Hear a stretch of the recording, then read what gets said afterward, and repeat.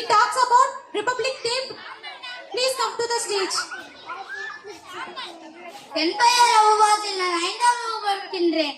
இன்று நாம் அனைவரும் ஒன்று கூடி கொண்டாடும் இந்த நாள் இந்தியாவின் குடியரசு தினம்.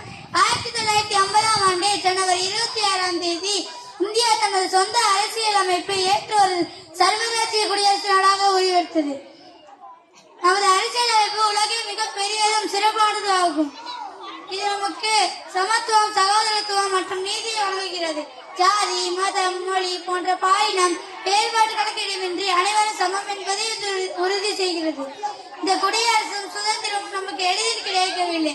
மகாத்மா காந்தி, டாக்டர் பி.ஆர். அம்பேத்கர், நேதாஜி சுபாஷ் சந்திர போஸ் தலைவர்கள் மற்றும் தியாகிகளின் அர்ப்பணிப்பால் தான் சுதந்திரமாக வாழ்கிறோம். நன்றி. ஜெய் ஹிந்த், ஜெய் பாரத். மிக்க நன்றி முகமது